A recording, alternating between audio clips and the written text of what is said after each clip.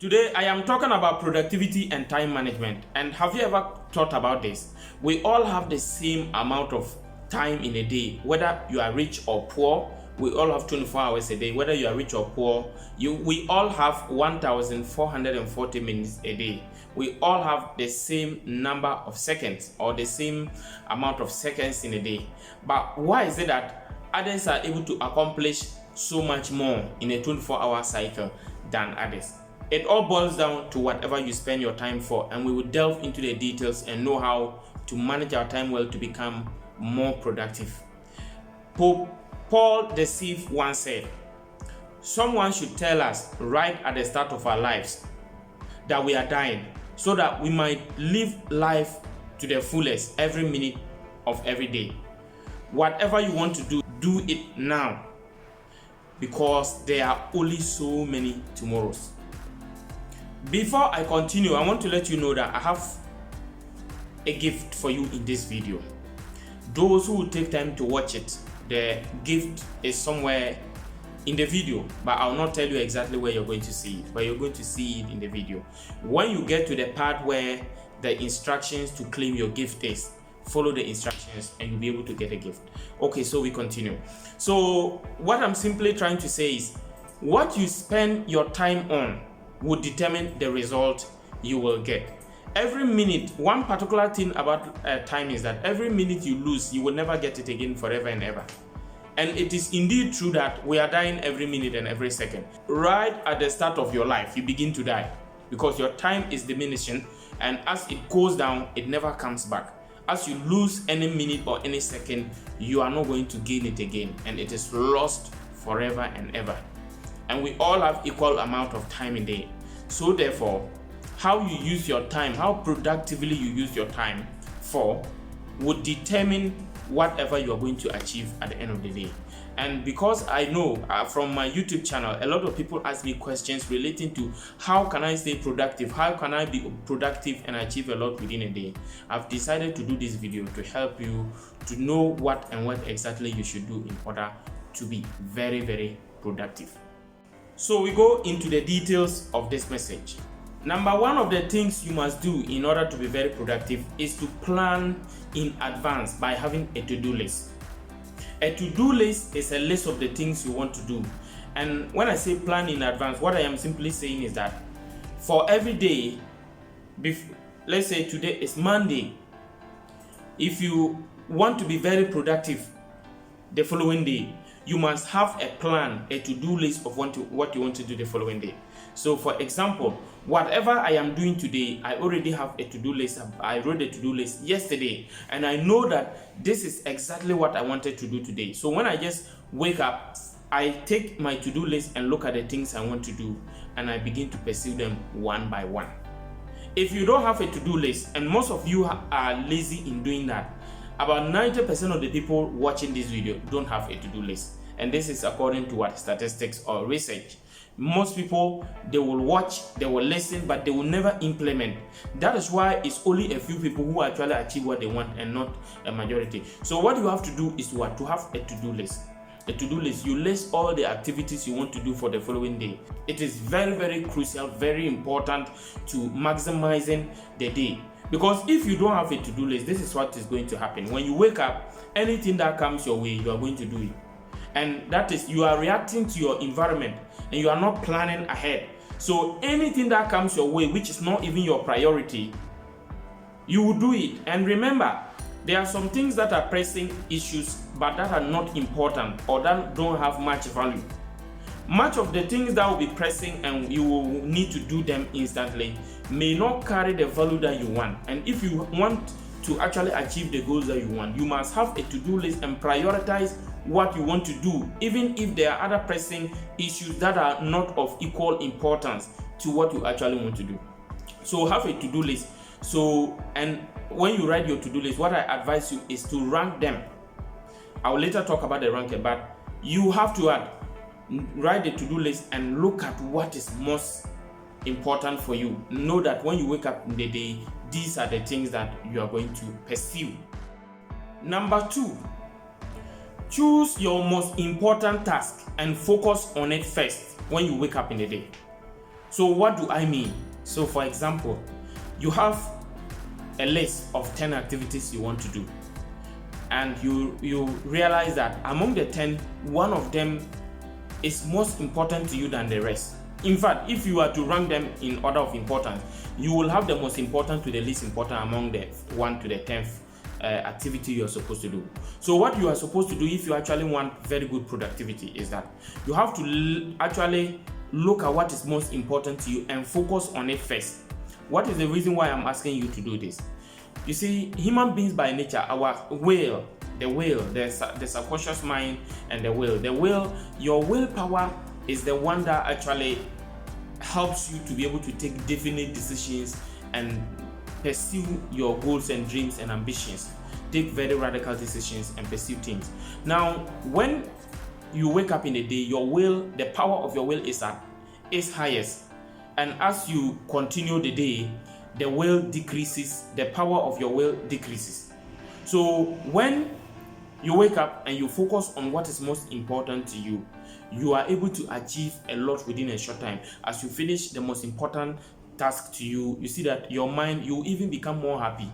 Then you proceed to perceive the next most important to you in that order. So when you accomplish that task, because it's very, very important to you, when you accomplish it, you'll be so happy that you'll be able to, you just continue to the next one, and at the end of the day, you will have that motivation to continue to pursue the rest of the activities.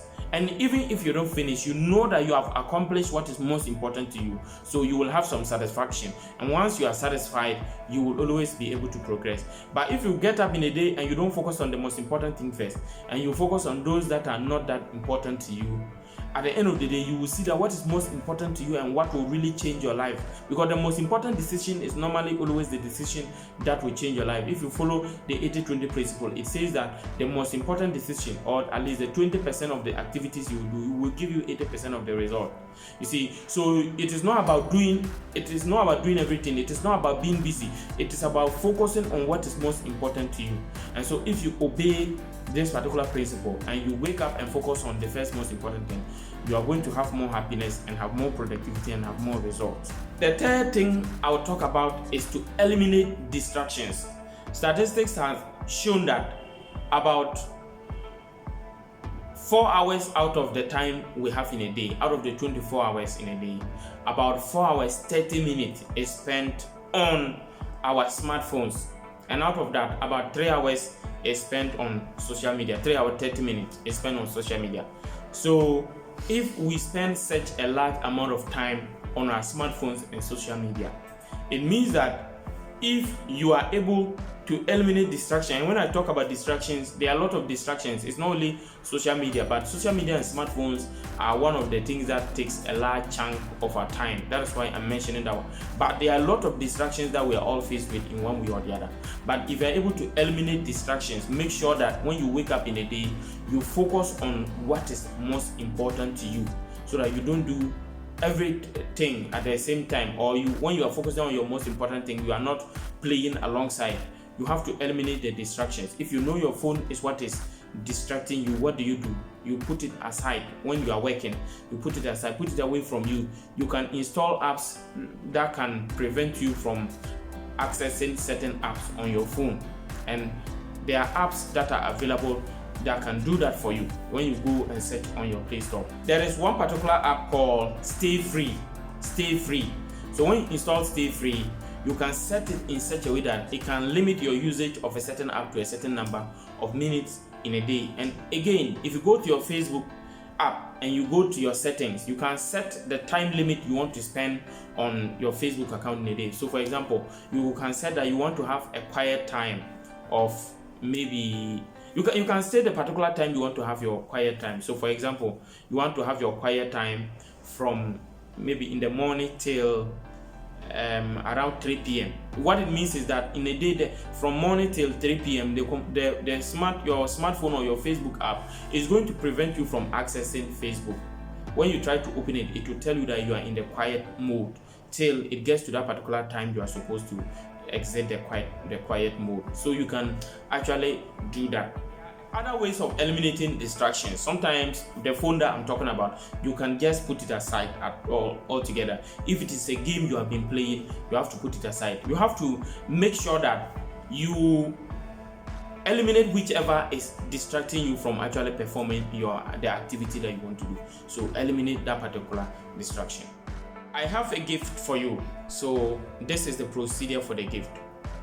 You are to listen to this video and list all the 5 points that you must do in order to be able to maximize your time or to become very productive or to 100x your productivity.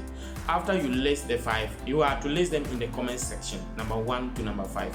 After you list them in the way you listened and understood it, after you list them, you take a screenshot of it and then WhatsApp it to me.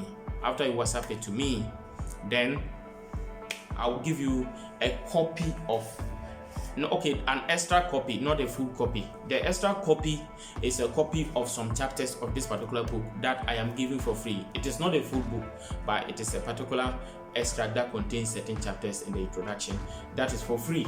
After you read, if you want a full copy, you can let me know, but I am going to give you an extra copy which is going to be free, and that is some chapters. So when you list the 5 in the comment section, after that you screenshot it and follow a Telegram. I've put a WhatsApp link. There's also a Telegram link, but you can WhatsApp me. I think the WhatsApp, I will respond faster than the Telegram. Follow the WhatsApp link, WhatsApp me with it, and I will give you a copy, the extra copy of this book. Yes, I also have another time management book called Eat That Frog. It's very powerful. Those of you, so you choose one. If you want the extra copy of my Achieve Your Greatest Dreams, if you also want the Eat That Frog, you let me know. You will choose one and I'll give it to you. The 4th one, you should have a conducive work environment. When I talk about a conducive work environment, sometimes you are not motivated to actually pursue whatever activities you want to do because the environment is not conducive for that particular activity you want to do. So for example, as you can see, this is my office environment. I have to make sure that I have a table where I can sit and write. I have books. I make it very appealing to, at least to my eyes. In that way, when I come, I know that I have come to do work. If not, if my office environment is not actually suited for the work I'm doing, when I come in, for example, even if I come in and it's disorganized and it's arranged anyhow, you see that I will not be motivated to sit and actually do what I want to do. But when you make it in such a way that your environment is well arranged for whatever job or whatever work you do, when you get to that particular environment, you will even be motivated to start working. So it is important to make sure that your work environment is very conducive for whatever you do. Okay, the last one is to take rest. Take breaks and always rest. So there are some people, they can work continuously for over 6 hours, 7 hours without resting. It is not a good habit. It is so because when you work so long, your brain becomes tired, and you see that you may be sitting and still continue to work, but you are no more productive again.